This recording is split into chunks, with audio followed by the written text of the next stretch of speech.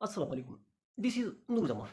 आज 10 मुहर्रम है और आज हम अपनी व्लॉग में 10 मुहर्रम की जो फ़ज़ीलत है और इससे जो हमें सबक मिलता है, इसके ऊपर बात करेंगे और साथ ही और भी जितनी भी छोटी-छोटी डेवलपमेंट है आज मुल्क के अंदर जो हालात चल रहे हैं, इसके ऊपर बात करेंगे। तो सबसे पहले 10 मुहर्रम के ऊपर बात करते हैं।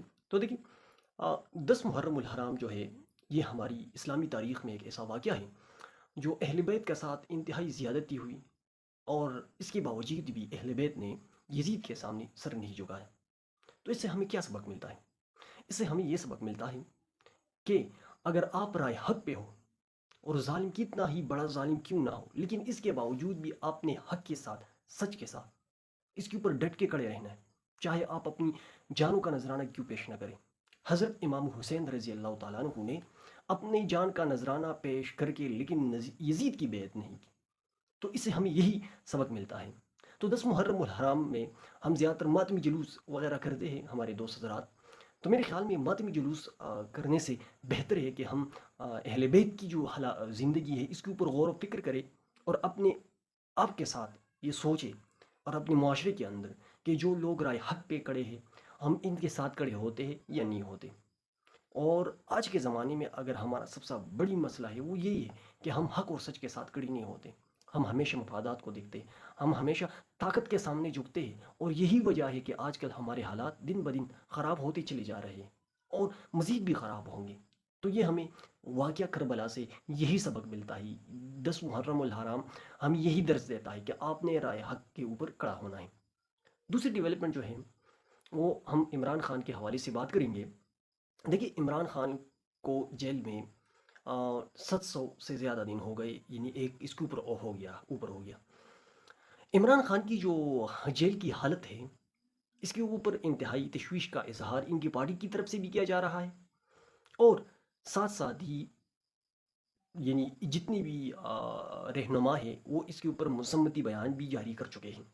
इमरान खान के साथ इस वक्त जेल के अंदर जो रवैया इख्तियार किया गया है वो कुछ यूँ है। जैसे कि शहजादा गुलजार ने अपनी ट्वीट में बयान किया है। उन्होंने कहा कि इमरान खान को इस वक्त 23 से 22 घंटे तक इनको कैदी तन्हाई में रखा जाता है। देखिए दुनिया में सबसे मुश्किल कैद जो होती है वो कैदी तन्हाई होती है।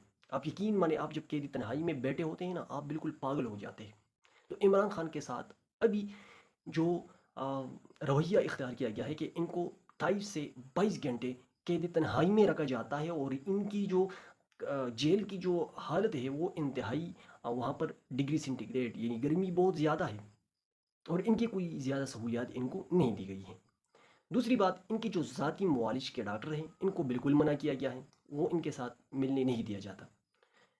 तीसरी बात, इनके जो वकला हैं इनको भी मिलने नहीं दिया जाता। और साथ ही इमरान खान की जो वज़न है वो भी दिन ब दिन कम होता जा रहा है। और पांचवी बात उन्होंने ये बताई है कि इमरान खान के जो बच्चे हैं उनके साथ इमरान खान की बात नहीं कराई जाती।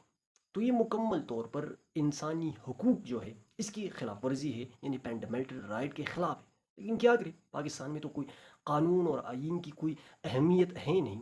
अगर हम आज इस 10 मुहर्रम उल हराम को देखें और इमरान खान की इस बहादुरी को देखें तो मैं समझता हूँ कि जो फ़लसफ़ा हुसैनी है तो इमरान खान आज इसके ऊपर कड़ा है।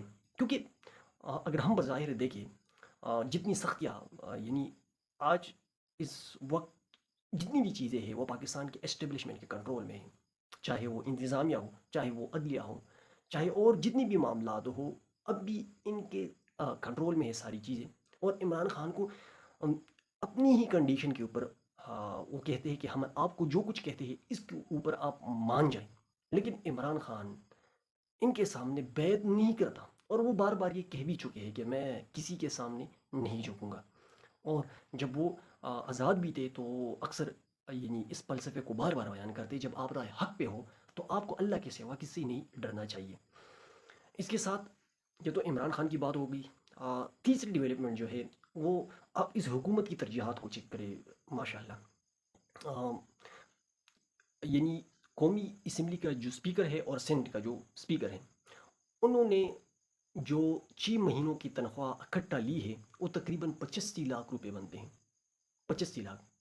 और ये इसलिए क्यों कायम है? یہ پاکستانی عوام کی مفادات کے لیے، ان کی قانون سازی کے لیے قائم ہے، لیکن ابھی تک انہوں نے جتنی بھی قانون سازی کی ہوئی ہے نا، انہوں نے پاکستان کی عوام کی بھلائی اور بہتری کے لیے نہیں کی، بلکہ جن لوگوں نے ان کو بٹھایا ہے ان کے لیے کی ہے۔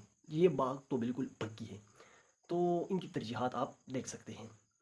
دوسری طرف آپ پنجاب حکومت کو دیکھیں، وہاں پر تقریباً 2.25 ارب کی گاڑی ان کے جو وزراء ہیں ان کے لیے خریدی گئی۔ دوسری طرف اسکولوں میں جو صاف پانی کی جو فلٹریشن ہے، 4 سال ہو گئے، وہ منصوبہ ابھی تک مکمل نہ ہو سکا۔ کس وجہ سے؟ فنڈ کی کمی کی وجہ سے۔ جب عوام کی بات آتی ہے تو فنڈ کی کمی ہو جاتی ہے، اور جب ان لوگوں کی اپنی مفادات ہوتی ہے تو پھر ان کے لیے پیسے ہوتے ہیں۔ تو یہ ان کی جو کیا ہے، یہ ان کی ترجیحات ہیں۔ تیسری جو ڈیولپمنٹ ہے وہ کچھ یوں ہے کہ رشیا نے، یعنی روس نے، طالبان کی حکومت کو افغانستان میں جو ہے باقاعدہ طور پر تسلیم کر لیا سرکاری طور پر، اور روس وہ پہلا ملک بن گیا جنہوں نے افغان طالبان کی حکومت کو سرکاری طور پر تسلیم کر لیا۔ آیا پاکستان اس کو تسلیم کرے گا یا نہیں کرے گا؟ تو اس حوالے سے ہم تو زیادہ کچھ نہیں کہہ سکتے، لیکن پاکستان تو اس طرح کے حالات جب ہوتے ہیں تو وہ سب سے پہلے امریکہ کو دیکھتے ہیں، پھر اس کے بعد فیصلہ کرتے ہیں۔ تو دیکھتے ہیں کہ اس کے اوپر ان کا فیصلہ کیا آئے گا۔ اس کے ساتھ ایک اور جاپان کے حوالے سے خبر ہے، وہ یہ ہے کہ ان 2 ہفتوں کے درمیان BBC رپورٹ کے مطابق 900 دفعہ